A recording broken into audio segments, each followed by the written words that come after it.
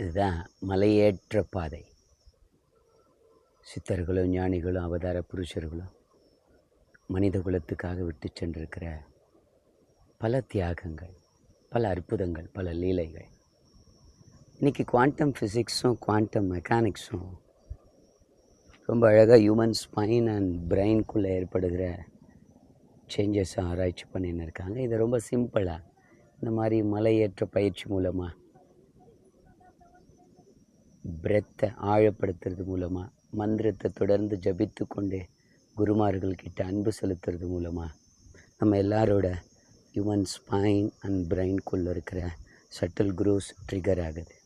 That means எல்லாரோட மனித மூளைக்குள்ளே, மனித முதுகுக்குள்ளே ஒளிஞ்சிருக்கிற அந்த அண்ணாமலையாரோட உயர்ந்த உணர்வு.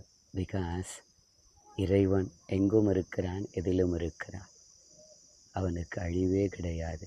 அப்படிப்பட்ட அந்த அனாதியான அருளையும் அன்பையும் ஆற்றலையும் வெளிப்படுத்துவதற்கான ஒரு சிம்பிள் ப்ராக்டிஸாக everyday yoga, dhyana and Pooja.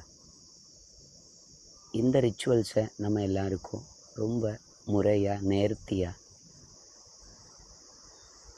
கொடுத்து விட்டு சென்றிருக்கிற அந்த குருமார்களை, ஞானிகளை, ரிஷிகளை, அவதாரங்களை கொண்டாடவிருக்கிற ஒரு நன்னாள் தான் வரக்கூடிய ஜூலை 29, 2026 குரு பூர்ணிமா.